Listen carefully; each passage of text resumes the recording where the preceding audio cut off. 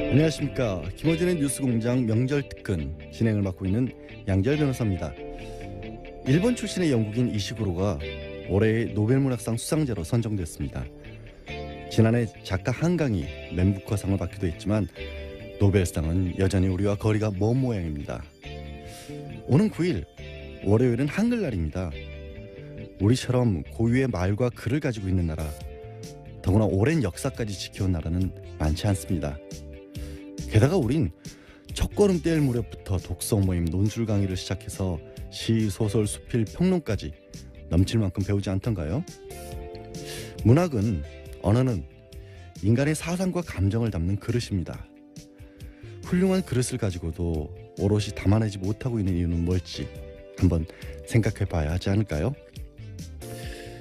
네, 김어준의 뉴스공장 명절 특근은 국민과 함께하는 든든한 행복 에너지 한국전력, 생활 속 불합리한 차별 법제처에 신고하세요 차별법령 신고센터, 올해에도 가족을 위해 국가건강검진 꼭 받으세요 국민건강보험공단, 서민의 원스톱 금융파트너 1397 서민금융통합지원센터, 고향 가는 길 안전운전이 최고의 보험입니다 더케이 손해보험 에듀카, 도착은 빠르게 가는 길은 편하게 U+1 내비, 귀경길 피곤할 땐 든든한 비락식혜로 재충전, 깨끗하고 안전한 에너지로의 전환 한국지역난방공사와 함께합니다.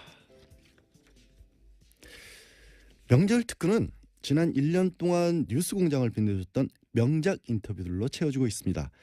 그런데 어제 방송 중 청취자 7087님이 이런 문자를 보내주셨네요. 명절 특근 며칠째 듣고 있는데 제가 못 들은 인터뷰들이라 그런지 또 들으니, 못 들었는데 또 들으니 하여튼 참 좋습니다. 기왕하는 김에 최동욱 검찰총장님 인터뷰도 들려주세요. 그래서 발빠르게, 사실 제작진이 미리 준비해놨던 코너들이 있는데 다 지우고 처음부터 다시 편집을 해서 청취자들이 뽑은 뉴스공장 베스트, 그때 그 인터뷰로 바꿨습니다. 네, 뉴스공장이 이런 곳입니다. 7087님이 청한 최동욱 전 검찰총장 인터뷰는 검찰총장 측에서 물러난 이후 라디오에서 처음으로 성사된 글자 그대로 뉴스공장 단독 보도였습니다. 황교안 대통령 권한대행이 박영수 특검 활동기간 연장을 거부했던 지난 2월 중순경 진행됐는데요. 어떤 얘기들이 오고 갔는지 한번 다시 들어보시죠. 스튜디오에 직접 모시기 굉장히 어려운 분입니다. 최동욱 전 검찰총장님 나오셨습니다. 안녕하십니까? 예, 오랜만입니다. 최근에 이 박근혜 최순실 게이트를 보면서 어떤 느낌이 드시는지 간단한 소회부터 먼저 한마디 해주십시오. 네, 제가 갑자기 검찰총장을 일상의 이유로 그만둔 이후에 많은 자성의 시간을 보내왔었습니다. 그런데 최근 최순실 국정농단 사태 이전에는 검찰 돌아가는 걸 보면서 우라가 치밀 때도 있고 많은 걱정이 되기도 했었습니다. 그런데 특검이 가동되고 또 특검이 본격 수사를 나서는 걸 보면서 국민 여러분들께서도 마찬가지시겠지만은 많은 위로도 되고 또 경우에 따라서는 안타까울 때도 있고 그렇습니다. 위로가 되신다는 건 기본적으로 특검이 잘하고 있다는 얘기겠죠? 네, 저는 그렇게 생각을 합니다. 먼저 이제 특검 연장돼야 된다고 많이들 얘기하는데 검찰총장까지 해보신 분으로서 특검은 연장돼야 된다. 이유가 뭡니까? 여러 가지 이유가 있습니다만은 일단 현재까지 수사 진행 상황을 보면 제 생각에는 약 한 30%도 채 다 못한 거 아닌가. 30%나는데요? 네, 그렇게 생각합니다. 사실 이번 최순실 국정농단 사태의 핵심은 재벌과 권력 간의 불법 유착 비리, 그리고 그것을 가능하게 했던 공무원들의 비호 방조에 대한 처벌 문제지 않습니까? 그런데 권력과 재벌 유착과 관련해서는 잘 아시다시피 삼성 이재용 부회장 영장 기각 의혹으로 인해서 예. 3주간 또 수사가 많이 딜레이 됐고 나아가서 삼성 이외에도 SK라든가 롯데라든가 CJ라든가 예. 이런 여타 재벌들에 대해서도 많은 뇌물수 의혹이 제기되지 않았습니까? 진도가 딱 막혔어요. 네. 정작 계약되면서. 그런 부분에 대해서는 전혀 지금 수사를 진척할 수 있는 여유가 없었던 것 같고 그 다음에 그 무엇보다도 이러한 국정농단을 가능하게 했던 그 비호 의혹과 관련해서 예. 우병우 등 그 관련 공무원들에 대한 사건이 예. 뭐 아직 시작도 안 했고 막 그거는 이제 시작 단계 아닌가 뭐 그렇기 때문에 결국 실질적으로 봐도 30% 이상은 진척됐다고 보기가 어렵다. 그렇게 그렇군요. 생각합니다. 너무 많은 그 의혹이 제기되어 있는 사건이기 때문에 적어도 유능한 검사 약 40명 정도는 200 투입을 정도. 해서 예. 1년 정도는 1년? 지속적으로 수사를 해야 비로소 대부분의 실상이 제대로 밝혀질 것이라고 믿습니다. 이게 최고 전문가의 견해입니다. 수사가 아직 30%도 안 됐다. 그게 첫 번째 이유고. 그러면 두 번째 이유는 어떤 게 있습니까? 어차피 뭐 특검법이란 건 한시법이고 제한된 법정 기간 내에만 특검이 수사를 할 수 있는 것인데 지금 70일이 다 돼가고 그 다음에 30일을 만약에 연장이 안 돼서 2월 말까지 이 특검 수사 활동이 종료가 된다면 예. 이 특검에 수사하고 있었던 이 모든 사건들은 다시 검찰의 손으로 넘어가게 됩니다. 네네. 그런데 이 사건을 먼저 수사했던 현재의 검찰은 예. 재벌과 권력 간의 뇌물수수 혐의에 대해서는 손도 대지 못했었고 직권남용. 직권남용죄로만 기소를 했죠. 예. 또 우병우 등 그 관련 공무원들의 비호 방조 의혹에 대해서는 막 제대로 수사도 하지 못한 채 특검한테 사건을 전부 이관하는 지금 그런 상황이 되지 않았습니까? 그 당시에 수사했던 그 검찰 지휘 라인이 어떠했는지 그 총수께서는 기억을 하십니까? 우선 법무부 장관이 황교안, 총장은 김진태, 중앙지검장이 김수남, 그리고 청와대에는 그 유명한 김기춘, 우병우 이 두 분이 있었죠. 네. 이 사건이 연장이 안 되면 당시 가이드라인을 따랐던 인사들의 손에 다시 사건이 들어간다 이런 요지네요. 그렇습니다. 네. 그것이 지금 이 특검 연장과 맞물려서 참 중요한 문제입니다. 금반언의 원칙입니다. 그래서 쉽게 말씀드리면 이 금반언의 원칙이라는 것은 네. 이미 표명한 예. 이미 밝힌 자기의 언행에 대해서 네. 모순되는 행위를 네. 스스로 할 수 없다. 뭐 그런 원칙을 말합니다. 자기 한 말을 뒤집을 수 없을 거다 이런 거네요. 뇌물수수 얘기했다가 뭐 딴 걸 바꾼다든가 또는 뭐 직권남용했다가 딴 걸 바꾼다든가 이게 안 된다 이런. 그렇죠. 그 다음에 또 한 가지는 그 우리 헌법상에 자기 부죄 금지의 원칙이라는 것이 있습니다.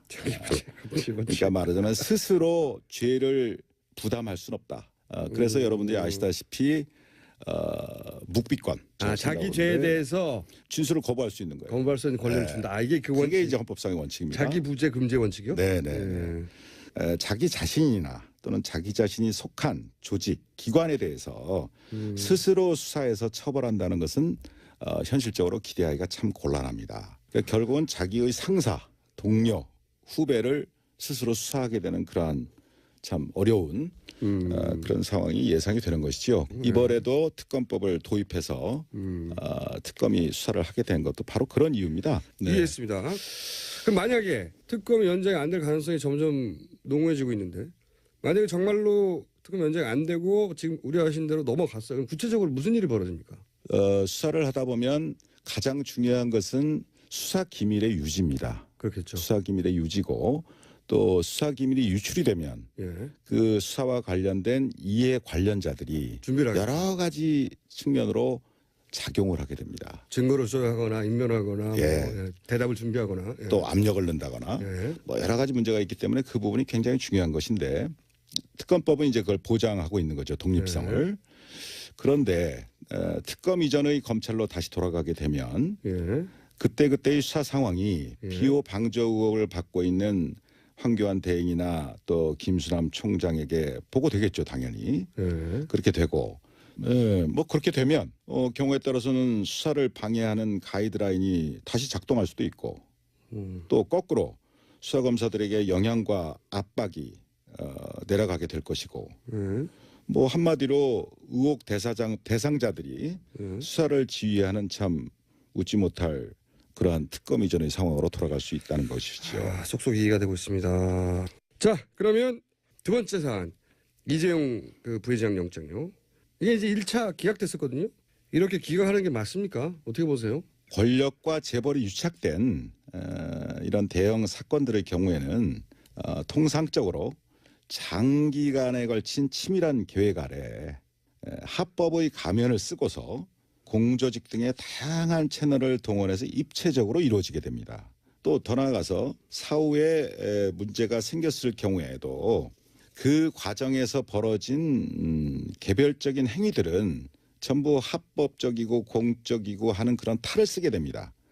그러면서 그 개별적인 하나하나의 행위들에 대해서는 합법적이었다, 공적이었다라고 그런 식으로 그 시스템을 만들어 놓는다 이겁니다. 미리 그렇기 때문에 그런 사건을 일상적으로 우리 주변에서 일어나는 소소한 어떤 그런 단순 뇌물 사건의 관점에서 바라다 보게 되면 그 실체에 부합되는 제대로 된 법적 평가나 처벌이 결코 가능하지 않습니다. 불가능합니다. 그러니까 이런 재벌 사건 같은 경우에는 개별 행위는 이미 공무원들이 동원되거나 뭐 하면서 합법적인 틀을 쓰고 있기 때문에 개별 따지면 소용이 없고 전체적으로 볼 때 뭐 지난 2, 3년간 진행된 전체적인 과정을 볼 때 포괄적으로 이것은 뇌물수수로 봐야 하고 그래야 밝혀지는 거기 때문에 대법원도 이미 그렇게 정리해 둔 거라는 거죠. 마침 또 에버랜드 수사를 하신 적이 있잖아요. 에버랜드 사건과 지금 이번 삼성 사건과는 같은 거 아닙니까?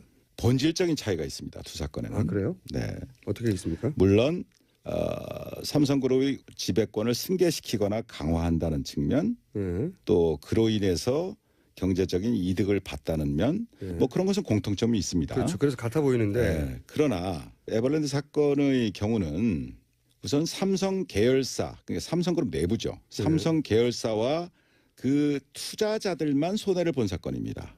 아, 그렇죠. 일반 국민이 아니고. 그렇죠. 삼성 계열사와 그 투자자들, 예. 즉 에버랜드의 주주들입니다. 이 사람들이. 예. 그러니까 삼성 계열사가. 예. 그럼 삼성 계열사가 손해를 보면서 본 사건인데 삼성 계열사가 손해를 보니까 삼성 계열사에 투자한 투자자들도 손해를 보게 된다는 거죠. 그렇죠. 그런 의미에서 삼성 계열사와 그 투자자들만 손해를 봤죠.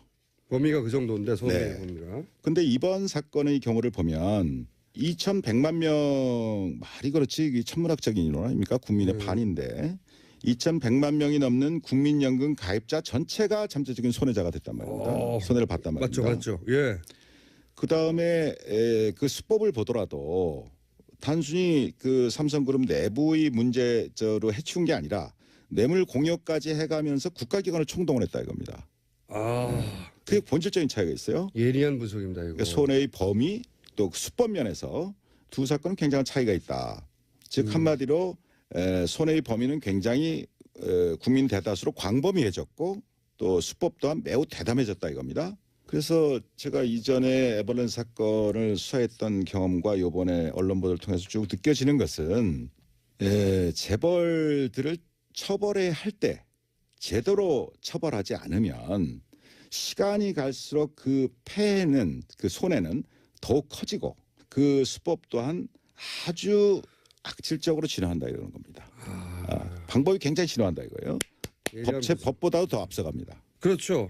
더 대담해지고 더 악질적으로 변했어요. 그런데 이번에도 틀림없이 얘기 나올 텐데 이 재벌 총수 구속하면은 국가 경제 악영향이 있다 이러면서 이제 구속하지 말라고 그러잖아요. 이 부분은 직접 재벌 총수를 구속시켜 본 경험이 있는 분으로서 어떻게 생각하십니까? 정몽구, 최태원, 김순년 등 그 재벌 총수가 구속된 이후에 뭐 현대자동차든 SK든 한화그룹이든 기업 가치가 하락하거나 대외 신인도가 추락해서 국가 경제가 더 어려워졌었습니까?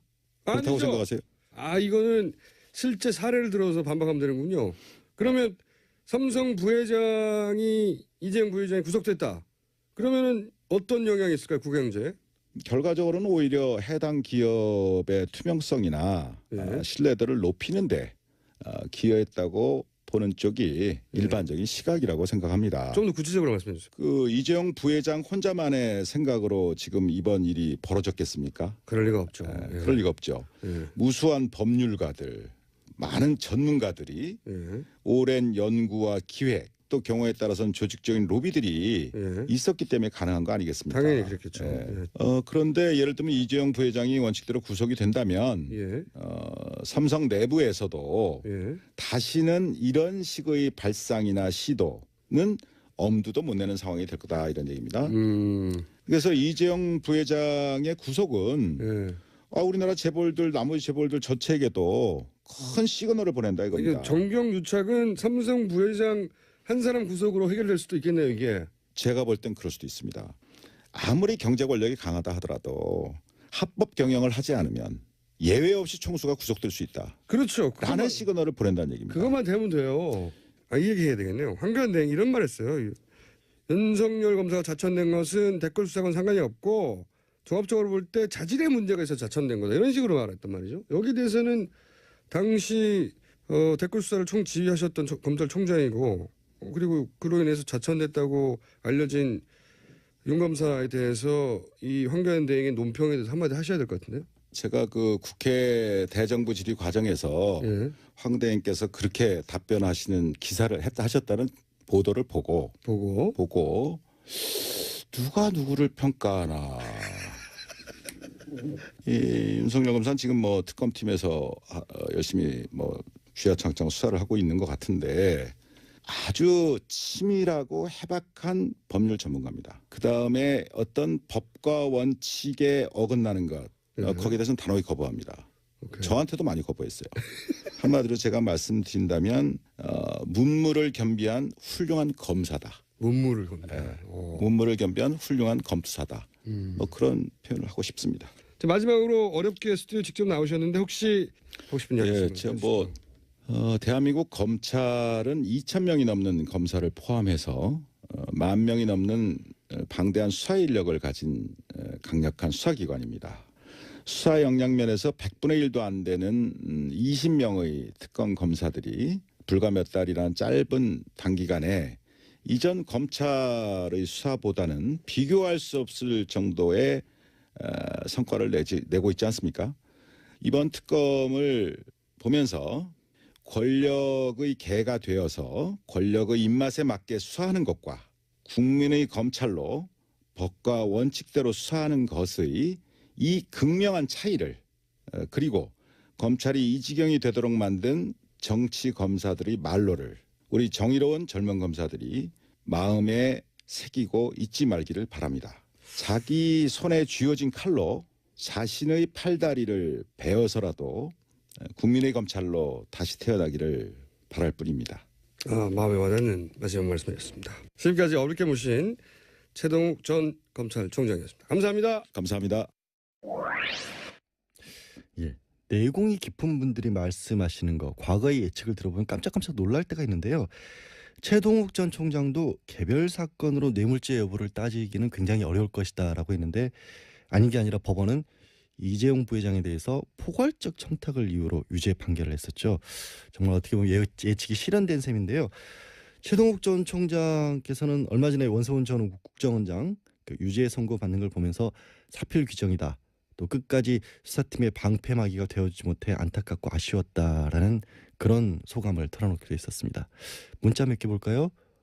가재는 송편님, 최동욱님 블랙리스트 피해자 문성근 김미아 씨 잘 변호해 주세요. 얼마 전에 국정원 주도 블랙리스트 피해자를 위해서 최 전 총장께서 또 무료 변론을 해주기로 하셨지 않습니까?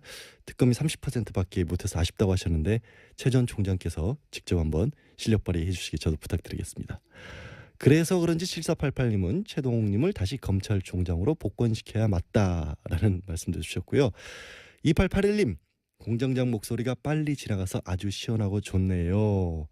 예, 마음 같아서는 인터뷰도 아예 다시 제가 하고 싶습니다. 그럼 잠시 교통 상황 알아볼까요? 네, 명절 특근 2부 진행하겠습니다. 문자들이 조금씩 들어오고 있긴 한데요. 아직도 뉴스공장에 문자 보내는 방법을 물어보시는 분들이 많으세요. 아니 얼마 전에는 심지어 유럽에서 문자 보내는 법을 모르겠다면서 엽서를 보낸 분도 계셨다는데 아니 공장장은 아직까지도 이걸 알려주지 않고 있다는 게 말이 됩니까? 제가 한 2번 대리 진행하면서 몇 번 알려드렸는데 오늘 또 다시 알려드리겠습니다. TBS 주파수가 95.1MHz지 않습니까? 그것만 기억하시면 됩니다. 0951 95.1이니까 0951 짧은 글 50원 긴 글 100원의 정보 이용료 붙고요. 50원 100원 비싸다 돈 쓰기 아깝다 이런 분들은 카카오톡 플러스 친구에서 TBS 라디오와 친구 맺기 하시면 무료로 참여하실 수 있습니다. 추석 연휴를 맞아서 뉴스공장도 푸짐한 선물 준비하고 있습니다. 여자의 꿈 알카메디에서 수소 알칼리 환원수기, 20년 전통식품 명가 주식회사 사홍원에서 온라인 상품권, 매트의 명가 파크론에서 IoT 스마트홈 온수매트, 두고두고 보고 싶은 책 길벗 어린이에서 그림 도서 세트, 이태리 명품 구두 바이넬에서 구두 증정권 드립니다. 네, 뉴스공장 명작 인터뷰 두 번째 인터뷰는 청취자 7139님이 청해 주신 건데요. 우리 상조 하고 싶은 거 다 해. 어색하다. 김상조 형님 인터뷰 다시 듣고 싶습니다라고 요청하셨는데 재벌 저격수에서 을의 눈물을 닦아주는 갑질 저격수로 거듭난 분. 불과 얼마 전 지난 8월 진행했던 김상조 공정거래위원장 인터뷰였는데요. 뉴스공장 작가들이 공정위 인터뷰 담당자를 2달 동안 들복 가서 성사시켰다고 합니다. 예, 털복숭이 공장장에 가려서 보이지 않지만 제작진의 수고가 정말 많은 뉴스공장입니다. 인터뷰 다시 들어보죠.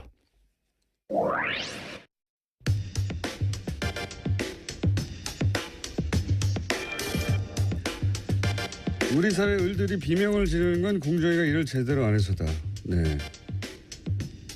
김상조 공정거래위원장 스튜디오에 직접 나오셨습니다. 안녕하십니까? 네, 안녕하십니까? 네, 이렇게 높으신 분께서 직접 위원장 되시기 전에 공정위원장 혹시라도 되시면 저희 방송에 꼭 먼저 나와달라고 부탁을 저희가 그렇게 신신당부를 했는데도 불구하고 지난주에 MBC를 먼저 출연하셔가지고 예. 저희 같은 중소방송사를 먼저 챙기셔야 할 공정위원장께서 대형 방송사부터 출연하시면 방송의 공정거래 굉장히 나쁜 시그널을 줍니다. 예, 뭐 제가 요즘은 기업들에게서는 갑일지는 모르지만 또 네. 언론이나 그 국회에 대해서는 또 의리거든요. 그러니까 저도 눈치 봐야 할 때가 많습니다. 대형 방송사부터 출연하면 안 되는 거거든요. MBC 얼마나 큽니까? TV에서 건물 달랑 하나예요. 조그만 거. 그래도 뭐 김어준 총수의 영향력은 뭐 MBC 못지 않다고 생각을 하고 있습니다. 그럼 먼저 오셨어야죠. 여기를. 네, 섭섭합니다. 예, 알겠습니다. 요즘 제가 그 언론을 보다 보면 이야 공정위가 이렇게 힘이 센 곳이었나. 공정위가 뭐 하는지 모르는 사람 진짜 많았어요. 예. 공정위가 뭐 하는 데입니까? 일단 설명해 주십시오. 말 그대로 공정한 시장 경제 질서를 확립하는 것을 조직의 책무로 하고 있는 중요한 기관이고요. 네. 다른 나라에서는 정말로 중요한 역할을 하고 있는. 다른 나라에서는 뭐 담합이라든가 기업들이 벌벌 떠는 조직이 원래 공정위 아닙니까? 그렇습니다. 미국 네. 같은 데서는 공룡 기업을 분할 명령을 내리기도 하고. 분할해라. 예. 그러니까 AT&T라고 장거리 전화를 독점하고 있던 회사를 4개로 쪼개는 국가정법 때문에. 네, 그렇습니다. 니네가 그런 역할을 하기도 했었죠. 예. 자본주의 사회인데 예. 스스로 성장한 기업을 니네가 독과점이니까 공정거래 거스리니 분할해라 이런 적이 있었어요? 네, 미국에서 그런 적이 있었습니다. 뭐 그럴 정도로 힘이 세고요. 예. 그게 제대로 작동하는 자본주의네요. 말하자면. 사실 우리나라 공정거래위원회도 선진국의 경쟁당국이 하고 있는 좁은 의미의 경쟁 정책에 대해서는 굉장히 열심히 일을 해왔습니다. 좁은 의미라 하면. 그러니까 이제 말 그대로 독점 네. 또는 이제 담합 네. 이제 이런 거를 그러니까 규제하는 역할이고요. 그래서 사실 어제 언론 보도에도 났습니다마는 GCL이라고 이런 세계의 경쟁 당국을 평가하는 기관에서 우리나라 공정위를 최우수 경쟁 당국으로 평가를 했고요. 아시아에서는 유일한 평가를 받은 기관입니다. 근데 우리나라에서는 공정위가 이렇게 다른 나라에서 보는 것처럼 좁은 의미의 경쟁 당국으로서의 역할만을 하는 것이 아니라 우리 사회에서 논란이 되는 것처럼 재벌 개혁이나 또는 이제 갑을 관계를 개혁하는 이제 이런 부분이 공정위에게 추가로 과제로 주어져 있는 것이죠. 그래서 우리나라 국민들은 아마 공정위 하면 다른 나라의 국민들이 생각하고 있는 그런 과제들보다는 재벌 기업과 가불관계 해소 이제 이런 쪽을 먼저 생각할 수밖에 없는 상황이었고 이제 그런 측면에서 그동안 공정위가 국민의 기대에 걸맞는 역할을 하지 못했던 것이 이제 공정위에 대해서 비판이 일부 있었던 원인이라고 할 수가 있겠습니다. 일부 아니고 많이 있었습니다. 제가 지금 현직 공정거래위원장입니다. 그렇게 평가하시면 제가 조직에서 영이 안 섭니다. 예. 아니 근데 지금 공정위에서 일하시는 분들은 굉장히 뿌듯할 것 같아요. 공정위 이렇게 주목받은 것도 처음이고 사실은 공정위원장 누군지 이름 기억 안 나거든요. 이제는 공정위원장 누군지 다 알고 그리고 공정위가 하는 일에 대해서 시민들의 박수도 많고 응원도 많고 그러니까 힘이 나지 않습니까?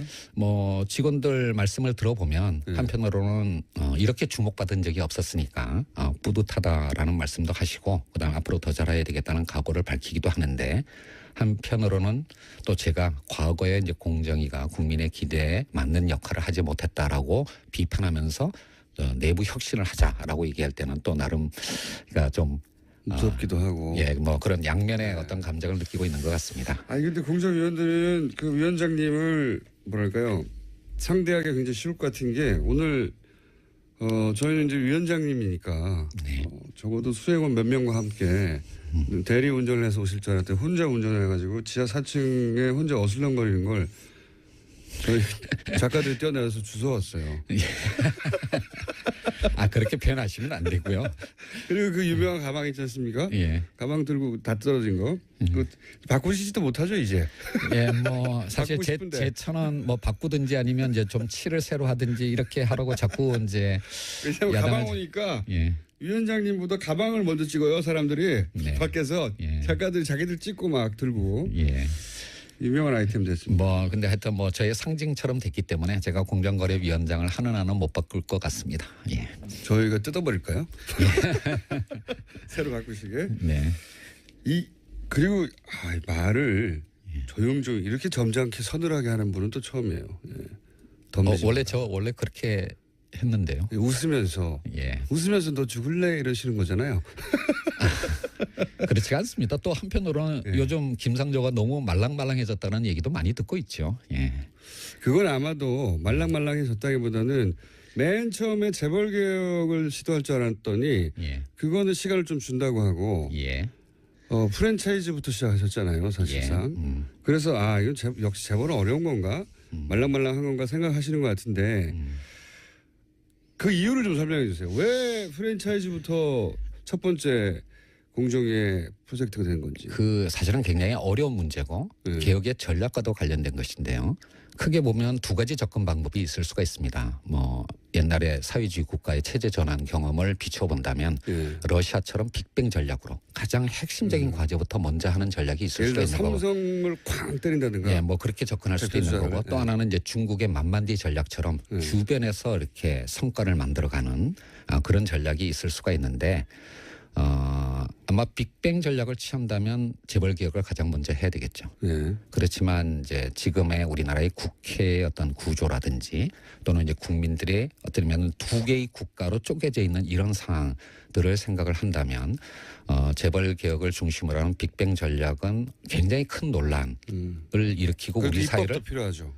예, 그렇습니다. 입법도. 그리고 사실은 재벌 개혁의 대부분의 어떤 수단은 입법을 통한 것인데 뭐 지금 국회를 통과할 법률이 과연 몇 개나 되겠느냐라고 하는 현실적인 판단도 있을 수가 있는 거고요. 그래서 이제 저 개인적으로는 모든 국민들이 찬성할 수 있는 공감할 수 있는 그런 개혁과제, 즉 우리 사회의 을의 눈물을 닦아준다라고 하는 그런 일상생활에서의 어떤 불공정 문제를 먼저 접근함으로써 개혁의 성과를 만들어내고 이것이 후퇴하지 않을 전진을 만들어내는 길이다라고 하는 공감을 만들어내는 전략으로 가는 것이 보다 현명할 수 있다라고 생각을 합니다. 그런 의미에서 본다면 제가 좀 더 신중한 전략을 택한 것이지 개혁의 의지가 후퇴한 것은 아니라고 말씀드릴 수가 있겠습니다. 개혁의 의지를 의심하면서 도전하지 말라고. 네, 예, 뭐 그거는 조금 좀 과한 표현이긴 했었는데요. 좀 더 정확하게 말씀드리면 새 정부 또는 공정거래위원회의 개혁의 의지를 의심하지 말고 그 의지에 도전하지 말라라는 의미였는데 말이 잘못 나가서 공권력에 도전하지 말라라고 표현하게 됐습니다. 도전하면 어떻게 됩니까? 지금 공정거래위원회 등 정부가 갖고 있는 행정부서가 갖고 있는 공권력을 엄정하게 행사할 겁니다. 총동원에서. 네, 그리고 사실은 저렇게 무서운 말을 조심히- 개혁을 완성 조근조근 아무 표정도 없이 이렇게. 개혁을 완성하기 위해서는 새로운 법과 제도를 만들어야 되지만 네. 현행 법률의 엄정한 집행만으로도 할 수 있는 것들이 굉장히 많습니다. 그 점을 잊지 마시기 바랍니다. 아니 이게 이렇게 점잖게 서늘하게 까불면 죽는다는 말을 하시는 분은 처음 봤어요. 도전하지 마라. 아니면 도전하지 마라. 그 청문회, 예, 청문회를 처음 당해보신 거잖아요. 당연히 그렇습니다. 예. 네. 부적격 후보였어요. 기억하시는지 모르겠는데 네네. 예. 청문 보고서 채택을 거부했습니다. 이 사람 예. 은 절대 안 된다고. 네. 절대 안 되는 분으로 지목당하신 거죠 그때. 예. 뭐 몇몇 장관 후보자들이 비슷한 상황에 있었고요. 아마 제가 사실은 좀 섭섭함을 느끼는 부분이 있다면 네. 뭐 국회보다는 오히려 대통령한테 섭섭함을 느끼고 왜요? 있어요. 왜요? 제가 아주 좋은 기사 나옵니다 이거. 예, 경제부총리보다도 먼저 지명이 됐습니다. 그게 왜 섭섭하십니까? 아 먼저 매를 맞았다 대표주자로. 그렇죠. 이제 그러니까 이제 제가 국무총리 다음에 지명된 네. 장관 이런 후보자였습니다. 거죠. 김상조 정도면 청문회 가서 맞을 게 없다. 대표 주자로 가서 대표로 매를 맞대. 김상조 위원장 정도면 뭐 쉽게 통과하겠지 하면서 대표 선수로 내보낸 뭐 거죠. 검증 과정에서 사실은 뭐 몇 가지가 제가 인정한 것도 있었고요. 사실은 그런데 이제 뭐 대통령께서는 새 정부의 개혁의 상징으로서 아마 공정거래위원장으로 저를 이제 지명하신 것 같은데 왜 섭섭하십니까 그게? 이제 그러다 보니까 집중 포화를 받게 된 것이죠. 그러니까요. 쌤통이네요. 정말로 저도 사실은 지명을 받고 난 다음에 갑자기 이제 연락을 받았는데요. 이거 경제부총리보다도 먼저 지명돼도 되나 이제 이런 어떤 우려를 했고요. 그리고 그 우려가 현실이 됐던 겁니다. 그런 의미였겠죠. 이게 말씀하셨듯이 공정하지 않다는 우리 사회가. 그 예측 가능한 재벌 개혁이라는 표현을 쓰셨어요. 예. 그러니까 빅뱅처럼 누가 뭘 어떻게 하는지 모르게 갑자기 예. 뒤통수 때리듯이 빵 하지 않고 예. 예측 가능한 재벌 개혁이라고 말씀하셨는데 이게 어떤 의미입니까? 사람들은 이제 물론 프랜차이즈 문제도 당연히 관심이 있습니다. 왜냐하면 프랜차이즈 사장 정도 되면 을이 아니라 병 정도 되거든요. 사실은. 예, 맞습니다. 예. 그 위에 대기업이 있고 그다음에 프랜차이즈가 있고 그다음에 자기들은 병 정도 된다라고 생각하잖아요. 그래서 을병 관계 정도를 지금 정리하시고 있는 거잖아요. 말하자면. 그렇죠. 이제 갑에 해당하는 재벌 개혁에 대해서 제가 일반 국민들이 저에 대해서 갖고 있는 상식과는 다른 어떤 말을 하고 행보를 보이고 있는 이유가 있습니다. 그래서 사실은, 말랑말랑하다고 지금 예, 그렇죠. 네. 사실은 한 10년 전부터 그러니까 네. 2008년 크라이시스가 터질 때부터 사실은 글로도 이제 여러 차례 표현을 했는 건 크라이시스요? 위기요? 위기. 네. 네, 죄송합니다. 2008년 글로벌 금융 위기 예. 이후부터 제가 글로도 많이 썼던 건데요. 흔히 우리나라의 재벌하면 30개 그룹을 얘기를 합니다. 예. 하지만 그 재벌 내에서도 양극화가 진행이 되었고요. 사실 재벌 내에서도 양극화가 있어요? 예, 30대 재벌 자산의 절반을 4대 그룹이 차지합니다. 상위에. 그러니까 30개 그룹이 아니라 사실은 4개 그룹이라고 표현하는 게 맞습니다. 어허. 그리고 그 최상위 4개 그룹을 빼고 나머지 중견 하위 그룹의 경우에는 개혁보다는 구조조정이 우선 과제입니다. 그러니까 과거에 한국 경제가 성장해왔던 그 모델이 그 방식이 이제 유효성을 가지지 않으면서 상당수의 그룹들이 잠재 내지는 현실적인 부실 상황을 보이고 있고요. 이런 4대 그룹 이후 4대 그룹에 안 들어가는 우리가 흔히 재벌이라고 부르는 것들은 상황이 그렇게 좋지는 않나 보네요. 예, 굉장히 좋지 않습니다. 뭐 그 4대 그룹 이하만 따진다면 3개 중에 하나는 시리어스한 진지한 구조조정. 예, 죄송합니다. 예, 아주 그러니까 진지한 구조조정 작업을 해야 할 상황에 처해 있다라고 할 수가 있고요. 이제 그렇기 때문에 30대 그러니까 이제 흔히 공정거래법이 지금까지 만약에 재벌들 예를 들어서 4대 그룹 들어가지 않는 30대 재벌들이 그런 얘기 했으면 엄살이라고 했을 거예요. 다른. 근데 이제 위원장님이 얘기하니까 진짜 위기는 맞나 보네요. 예, 그렇습니다. 뭐 올해 들어와서 예상보다는 그러니까 세계 경제와 한국 경제의 어떤 상황이 조금 좋아지고는 있지만 이게 과연 이렇게 계속 경기가 회복될 거라고 장담할 수가 없다라고 하는 것은 다들 알고 계신 거 아니겠습니까? 그렇죠? 경기가 조금 다시 나빠지기 시작한다면 잠재됐던 부실이 다시 수면 위로 올라올 그런 어떤 상태에 있는 그룹들이 상당수 있습니다. 이제 이런 상황이기 때문에 그동안 공정거래위원회 또는 공정거래법이 접근했던 것처럼 뭐 5조 이상이면 60개 그룹, 10조 이상이면 30개 그룹을 그냥 전부를 하나의 개혁 대상으로 정해놓고 동일한 수단을 적용하는 그런 방식으로 가게 되면 실패할 가능성이 높다라고 하는 겁니다. 왜냐하면 이렇게 많은 숫자의 그룹을 대상으로 하는 규제를 하다 보면 규제의 기준을 한 중간쯤에 설정할 수밖에 없는데 그렇겠죠. 그러면 정작 제대로 규제를 해야 될 상위 그룹한테는 효과가 없는 거고 하위 그룹한테는 과잉 어렵고. 규제가 되는 이제 그런 어떤 악순환 속에서 규제의 일관성을 유지하지 못하고 계속 또 이제 후퇴하게 되는 악순환을 보였던 게 그게 과거 정부의 재벌 개혁의 실패의 원인이라고 생각을 한 겁니다.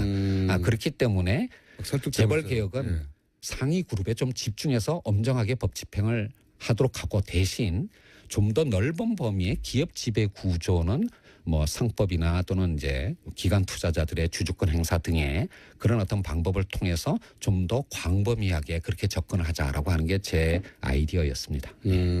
그렇군요. 그러니까 재벌이라고 다 묶어서 재벌이라고 하면 안 된다. 이제는 거기도 양극화가 벌어졌다. 예, 그렇습니다. 단순한 대중소기업 간의 양극화뿐만 아니라 재벌 그룹들도 이제는 같은 재벌이 아니라고 보시면 됩니다. 그래요?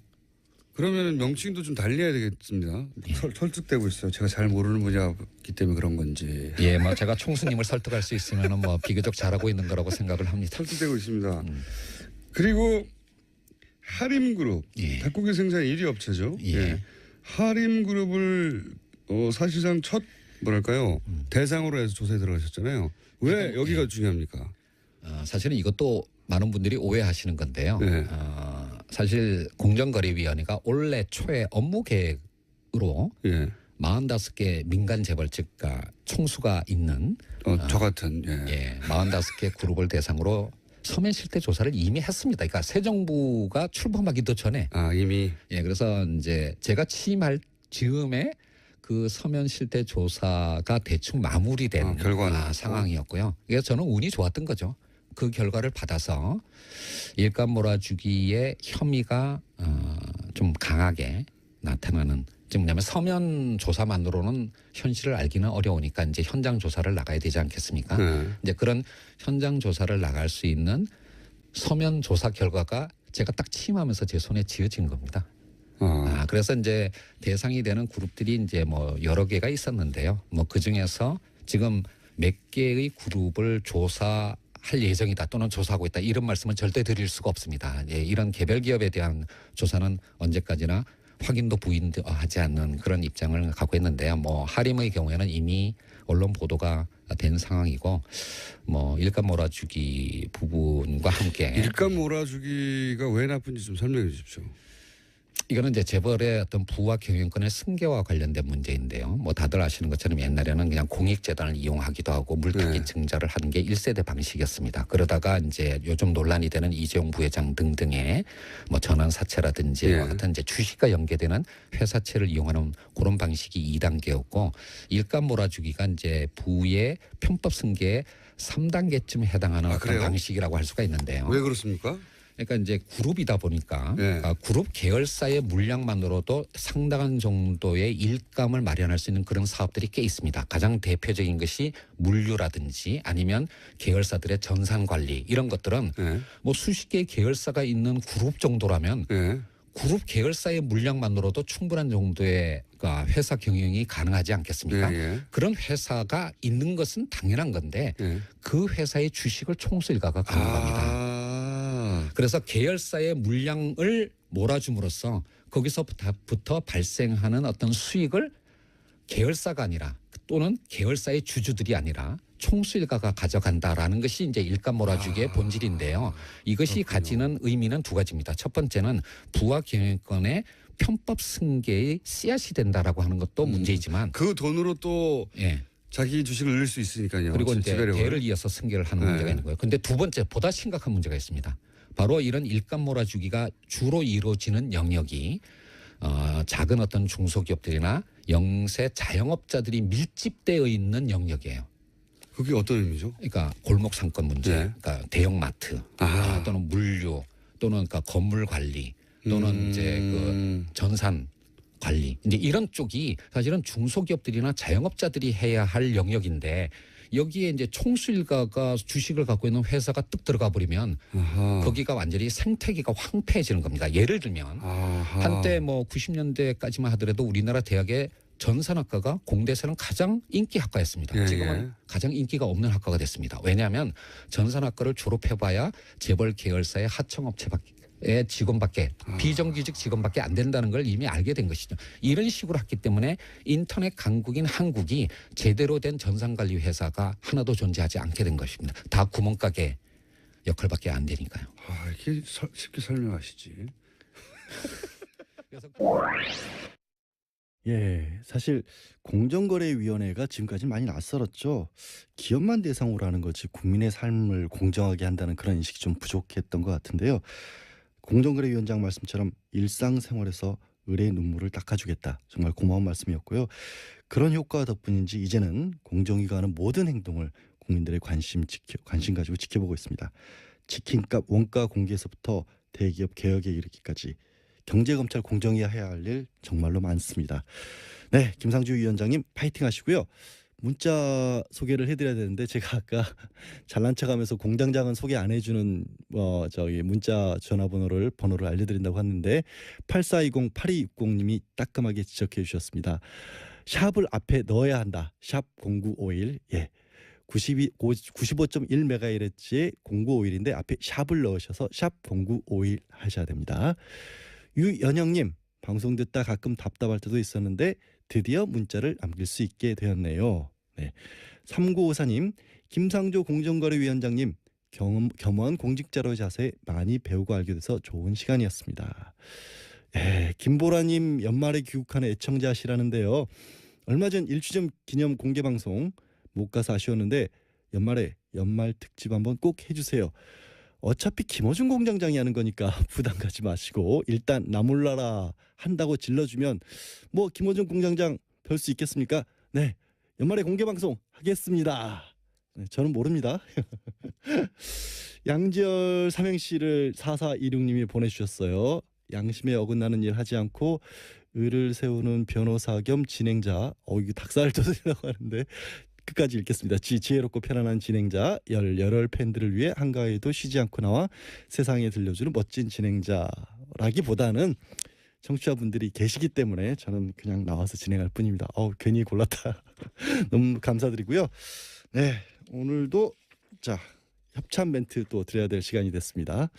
김호준의 뉴스공장 명절 특근은 국민과 함께하는 든든한 행복에너지 한국전력, 생활 속 불합리한 차별 법제처에 신고하세요. 차별법령신고센터. 올해에도 가족을 위해 국가건강검진 꼭 받으세요. 국민건강보험공단.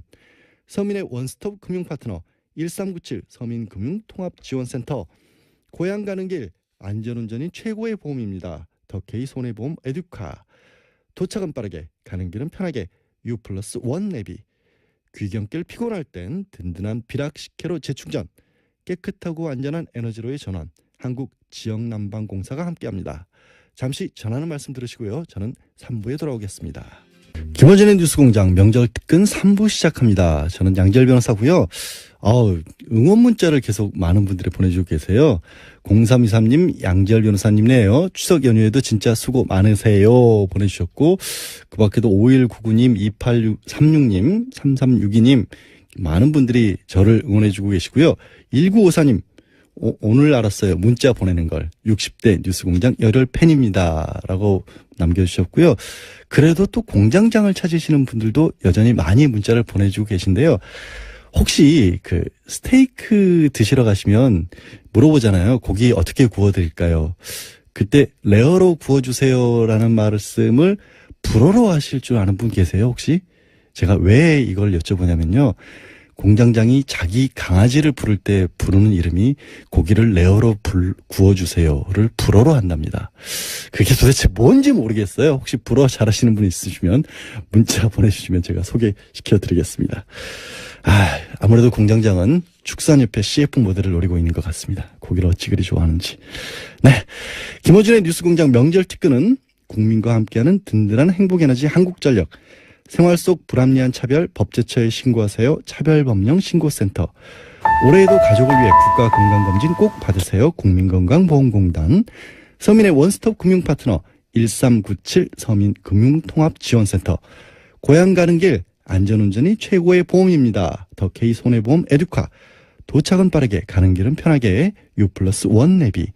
귀경길 피곤할 땐 든든한 피력 10kg 지혜충전.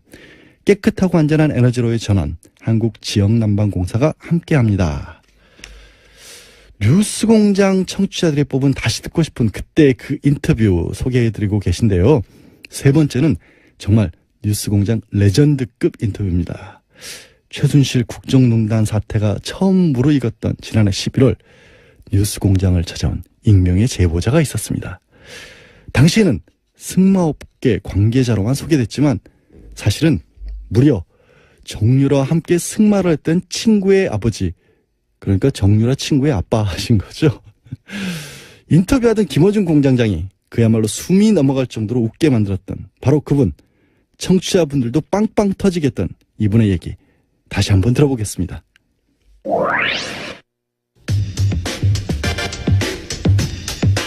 학교 역사상 사실상 최초로 선발한 승마 특기생 정유라에 대해서 이화여대는 그동안 특혜가 아니다라고 해명해왔습니다. 그런데 정유라 학생이 고등학교 시절 승마 특기생 전형도 없던 이화여대를 본인이 갈 거란 이야기를 했었다는 증언이 있어 한 분을 모셨습니다. 승마계 관계자로서 당시 그런 이야기를 직접 들었다고 하는 분을 저희가 스튜디오에 모셨습니다. 어려운 걸음 해주셔서 감사합니다. 안녕하세요. 네, 안녕하십니까.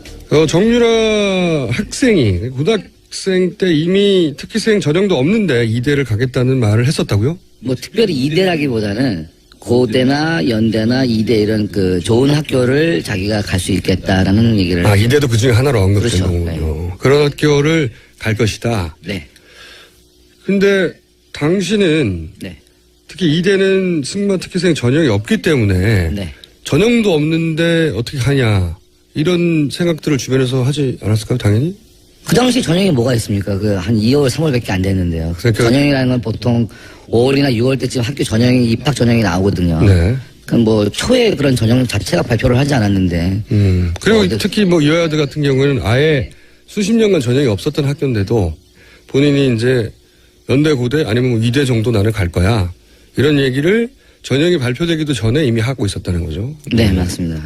그러면 이제 당연히 주변에서는 전형도 없고 그리고 과거 전례도 없는데 어떻게 저길 간다 그러지 이런 생각을 의아하게 생각 안 하셨어요? 뭐 생각을 했지만 저희가 뭐 부모님들도 다 알기 때문에 유연이 정도 되면. 유연이면 유라 정도 되면. 유라면 어딜 못 가겠냐 이런 생각들은 다 그냥 저희들끼리는 하고 있었죠. 실제 이대도 그렇게 얘기를 하고 정유라 학생의 성적을 보면 여러 대회에서 입상하고 금메달 딴 기록이 있지 않습니까? 그 정유라 학생의 실력은 어땠어요? 그 업계에서 보기에는? 저희 승마 쪽에 있는 사람들이나 선수들이나 이런 사람들이 봤을 때는 사실 정유라 승마 실력을 그렇게 인정하지 않는 분위기였습니다. 왜 인정하지 않나요? 그러니까 한 예로 2014년도에 그 한국에서 외국 국제 심판을 초청해서 예. 승마 세미나를 한 적이 있습니다. 네. 근데 그 외국 국제 심판이 한국에 와서 세미나를 하면서 그 세미나 내용에 이제 비디오를 하나 뽑아서 이제 강의를 해야 되는데 네. 가장 좋지 않은 예로 타고 있는 선수를 비디오를 선정된 게 정유라 사진을 선정하더라고요. 왜냐하면 외국 코치는 모르니까 외국 정유라 학생이 누군지 모르고 네, 모르니까. 국내 선수들 중에 네. 가장 나쁜 사례로 든 게 정유라 네. 학생이었다. 그래서 비디오를 보여주면서 그때 많은 선수들이 있었습니다 그 안에. 당황했겠네요. 아, 저거 저렇게 달아면. 정유라는 없었죠. 정유라 없었는데. 그렇게 하면 안 된다. 말은 좋은데. 말은 좋은데. 참, 그냥 저스트 라이더도 아니고, 그냥 패신저. 승객처럼 타고 승객처럼 있다. 얹혀간다는 얘기죠. 말이 얹혀간다. 가장 나쁜 사례로 들었다고요. 그렇죠. 근데 그렇게 성적이 1등 아니면 2등밖에 안 했다고. 이 승마는 좀 약간 좀 다른 종목과 좀 특이한 부분이 있습니다. 그래서 아무래도 말의 능력치가 높은 말이 좋은 성적이 나올 수 있는 종목입니다. 이게. 비싼 말을 타면 성적이 나온다. 비싼 말이라기보다는 뭐 그런 경우가 대반이지만 뭐 저렴한 가격의 말을 사서 잘 호흡을 맞춰서 선수가 잘하면 또 성적이 그렇죠. 나오고. 좋은 결과가 나올 수도 있죠. 선수 실력이 없으면 비싼 말로 커버할 수 있다는 정도. 그렇죠. 지금 삼성에서 요번에 뭐 지금 언론에서 나오고 있는 삼성에서 스폰해준 말 있지 않습니까? 네. 그런 말 같은 경우에는 굉장히 훌륭한 말이거든요. 네. 기본적으로 상식은 정유라가 그 말을 타면 무지하게 잘 타겠나 생각을 할 수 있지 않습니까? 네. 근데 성적은 너무너무 안 나왔잖아요. 국제대회에서. 네. 그런 예를 보듯이 말이 좋다고 해서 기수가 실력이 안 되면 아무리 좋은 말을 갖다 놔도 그 말의 역량을 뿜어내지는 못하는 겁니다. 정유라 선수를 거의 뭐 한 10년 가까이 시합하는 모습을 봐왔습니다만 그 아시안 게임에서 금메달 땄을 때가 아마 그 선수의 가장 생애 일생일 때 최고의 실력이 아니었나 싶습니다. 그럼 그 이전의 성적들은요? 일단 결과적으로는 거의 1등을 했어요. 나갔다 하면 1, 2등을 다 해왔고 하지만 제가 이렇게 말씀드려야 될지 모르겠지만 일단은 심판들이 전부 다 같은 편입니다. 그거 무슨 의미입니까? 한국 마장마술 이 판이 워낙에 작아요. 예. 심판도 뭐 한 대여섯 명밖에 없고 예. 선수도 뭐 한 20명 안짝이고요. 예. 그러다 보니까 뭐 서로 간에 다 알고 있는데 예. 정의원이 코치가 심판이지 않습니까? 정유라 학생의 코치가 코치도 심판을 보고 코치도 하고 심판도 말도 보고. 수입하고 모든 걸 다 해요. 예. 그러면 좋은 위원님은 점수를 점수가 어떻게 되겠습니까? 못 줄 수가 없죠. 제가 데리고 있는 애인데 못 주면 제 능력이 안 되는 걸로 나오고 제가 연결해준 말인데 그 말도 또 성적이 안 나오면 저는 뭐가 되겠습니까? 그렇게 되는 그러면 겁니다. 다른 심판들은 또 어떻게 합니까? 유현이 엄마가 워낙 파워가 세지 않습니까? 그래서 만약에 다른 심판들이 점수를 제대로 안 주면 어떻게 되죠? 한 예로 예. 저희가 2014년도인가? 그렇죠. 14년도에 시합을 한번 한 적이 있었습니다. 2014년이면 유현이가 고3 때. 고3 때. 고3의 성적이 중요하죠. 네. 네. 그때 늘 1, 2등을 하고 왔었는데 한 대회에서 1등을 놓쳤습니다. 한 대회에서. 네, 2등, 3등 했죠. 2등, 3등. 네, 1등을 놓쳤는데 엄마가 갑자기 붕괴하더라고요. 우리 네. 딸이 1등을 못한 거에 대해서. 네. 또 재밌었던 게 제가 그 옆에 있었어요. 마침 네. 현장 오셨군요. 네, 그래서 그냥 가만히 있었죠. 제가 뭐라 그러겠습니까. 네. 그래서 그런가? 그래서 1등 안 됐네. 이렇게 얘기를 했죠. 그랬더니 엄마가 화를 많이 내더라고요. 심판들이 능력도 없는 것들이 심판 본 적도 없는 것들이 알지도 못하는 것들이 건방지게 심판에 들어와서 대도 않는 점수로 점수를 준다. 그래서 2, 3등. 안 되겠다, 저것들. 네, 안 되겠다 네. 저것들.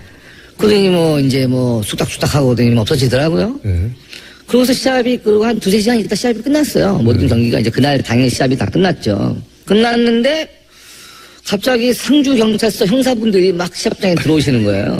경찰 대회 끝나자마자요? 예. 아니 그래서 우리는 이건 또 뭐야? 아니 뭐 시합에 경찰이 왜 와? 누가 뭘 신고를 했나? 별의별 생각들 다 하죠. 누가 또 시합장에서 싸운 것도 아니고. 대회 끝나고 며칠 있다가 아니라 2-3시간 있다가 하루 엄마가 한 말씀 하시고 그날 시합이 한 3-4시간 이제 5시쯤 끝나지 않습니까 오후에. 네. 끝나고 나니까 갑자기 형사들이 막 오더니 심판위원장을 비롯해서 심판들을 다 데리고 가는 거예요. 연행을 했네요. 네. 그래서 아니 이건 또 뭐야. 우리 또 옆에 있는 사람들 너무 웃기지 않습니까? 이게 도대체 무슨 경우인가 이런 경우가. 도대체 뭐 그 당시만 해도 최순실 씨에 대한 그런 안 나왔어요.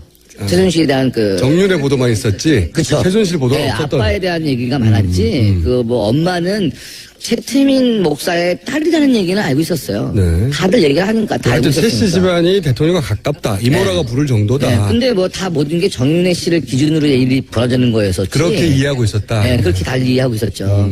그러다가 정윤혜 씨하고 최순실 씨하고 이혼을 하면서 예. 이혼이 이제 언론에 나오기 시작하면서부터 이제 정윤혜 씨는 보이지 않았고 네. 엄마가 애를 데리고 다니면서 이제 그다음부터 일어나는 게 모든 게 이제 대통령 이런 걸 아예 그냥 드러냈고 오픈이 돼버렸다는 근데 거죠. 그 중에 사건 하나가 지금 말씀하신 경찰이 바로 들이닥쳐. 그렇죠. 그래갖고 탄압해간 거예요 심판들이. 그래서 아니 심판들이 뭐 잘못한 게 없잖아요. 심판을 받을 뿐이고. 점수를 채점하고 점수 결과를 냈는데. 근데 그 심판들이 네. 그날 들어왔던 심판들이 이제 뭐 몇 분 계신데 그분들이 그쪽 식구들이 컨트롤되는 심판들이 아닌 심판들이 들어오는 거야. 그래서 그냥 본대로 심사를 해버렸군요. 본대로 줬죠. 그렇죠. 본대로 준 거죠. 그 본대로. 사람들은. 그래서 이거 1등 안 돼. 이렇게 줬더니. 아니 뭐 자기 본대로 자기 느낌대로 자기가 알고 있는 심판의 능력대로 준 건데 경찰서. 어머니는 이제 마음에 안 든 거죠. 1등을 안 했다는 거 이제 심판의 탓으로 돌린 거죠. 그래가지고 경찰서로. 다 잡혀갔어요. 다 잡혀갔어. 근데 몇 시간 있다가 다 나오셨더라고. 몇 시간 있다가. 근데 우리가 안 들어간 사람들은 도대체 이게 이슈가 뭐길래 경찰서를 들어갔을까? 누가 한 짓일까? 뭐 별의별 얘기들이 다 있었어요. 근데 뭐 알 사람들은 다 알았죠. 네. 잡혀갔다가 그분들 돌아와서 뭐라고 다 하시더라고요. 돌아왔죠. 네. 근데 화가 많이 났죠, 다들. 당연히 그 중에 한 분은 뭐 어떤 분은 이제 아예 심판 정남이 떨어져가지고 다 손 띄워버리신 분도 계시고. 경찰이 뭐라고 그랬답니까? 똑바로 보라 그랬대, 심판. 똑바로 뭐라고. 뭐 하는 거냐고. 지금. 심판 똑바로 뭐라고. 자기들도 피곤한데. 피곤한데. 이렇게 똑바로 못하니까 자꾸 위에서 지시 내려오고. 위에서. 예, 다 알아봐라 뭐 이런 거 내려오고. 자기들도 이거 모른다, 우리도 이런 거 뭔지도 모르고. 어디서 명령이 내려왔는지 모르지. 하여튼 위에서 내려왔고. 예, 자기는 지시대로 해야 되는데. 오라고 그랬더니 승마 대장 가가지고 심판들 잡아왔고. 근데 심판들한테 뭐라고 할 말 있습니까? 자기는 전문 분야도 아니니까. 그냥 똑바로 아는 게 봐라. 있어야죠. 그러니까 똑바로 봐라. 똑바로 봐라. 똑바로 봐. 앞으로 똑바로 볼 수 있겠냐. 앞으로 똑바로 볼 수 있겠냐. 근데 결국은 뭐 알가불가 하다가 그냥 다 앞으로 심판 똑바로 보겠다. 그래서 뭐 각성문 같은 거 하나 쓰고 네, 그러고 나왔다 하더라고요. 근데 이제 거기에 예. 자존심 상한 심판들이 많이 있지 않습니까? 그렇겠죠. 근데 심판을 아예 떠나버리신 분들도 계시고 최순실 씨가 은퇴시킨 심판도 있군요. 있죠. 그때 이게 그래서 또 그 사건으로 문체부 국장이 날아가는 그 사건입니까? 다는 아니지만 지켜봤죠. 참 해도 너무하는구나. 이거는 정말 아닌 것 같은데 이런 생각이 많이 들었죠. 그러면 정유라 학생이 특기 전형도 없던 이화여대에 승마로 가는 걸 보고 다른 학부모들이나 업계에서는 저거는 대통령이 힘을 쓴 거 아닌가 이런 생각은 안 하셨어요?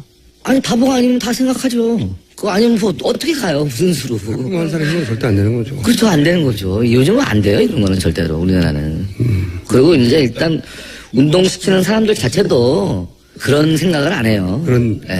아닌 건 아닌 건데 그걸 뭐 억지로 만든다고 해서 가만히 있어요. 학생들이고 뭐 주위에 있는 사람들이. 이제 이 사건 특혜 사건이 불거지고 나서 이대는 아무 상관이 없다고 해명했잖아요. 네. 거기에 대해서 아주 아이 말도 안 되죠. 말도 안 되죠. 아니 우리는 그 당시에 그 입학 전형 보는 애들한테 다 얘기 들었죠. 뭐 금메달을 들고 왔다는 등 시합복을 입고 왔다는 등. 근데 저희들도 그런 입학 전형 이런 거 굉장히 예민해져요. 그런 걸 굉장히 자세히 들여다보고 막 공부를 많이 하는데 고대, 이대, 연대 이런 데는 그런 개인 종목이 일단 기본적으로 김연아나 뭐 이런 그 국민 여동생급 아니면 개인 종목으로는 가기 힘들어요.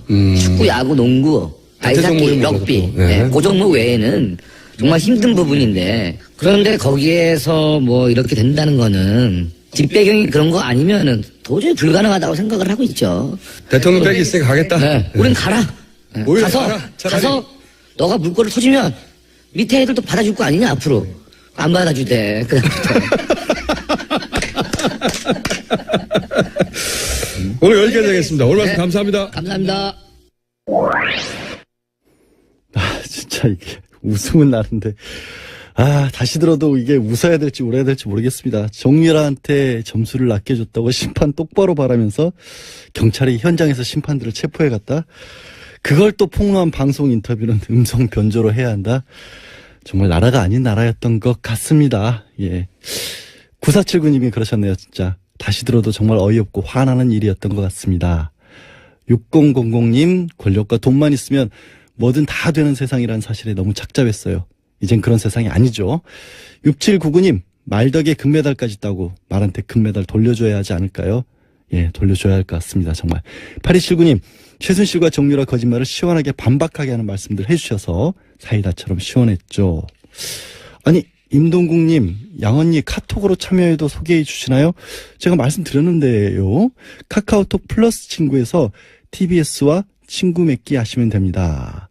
아까 제가 공장장 강아지 이름에 대해서 여쭤봤는데요. 그 레어로 익혀달라는 말은 세냥이라고 한다고 합니다. 세냥, 불어로. 그리고 뜻밖에도 영수증을 뜻하는 라디시옹이 공장장의 강아지 이름입니다라고 말씀 주신 분들도 계신데요. 공장장 강아지 2마리입니다. 그러니까 세냥이 1마리고 라디시용이 1마리인 모양입니다. 왜 아침부터 제가 공장장이 게이 이야기를 하고 있는지 정말 저도 잘 이해가 안 갑니다. 네, 뉴스공장 참여해 주신 분들께는요. 여자의 꿈 알카메디에서 수소 알칼리 환원수기, 20년 전통식품 명가 주식회사 사홍원에서 온라인 상품권, 매트의 명가 파크론에서 IoT 스마트홈 온수매트, 두고두고 보고 싶은 책 길벗 어린이에서 그림 도서 세트, 이태리 명품 구두 바이너리에서 구두 증정권 드립니다. 1시간 전과 지금은 교통 상황이 어떻게 변했는지 알아볼까요?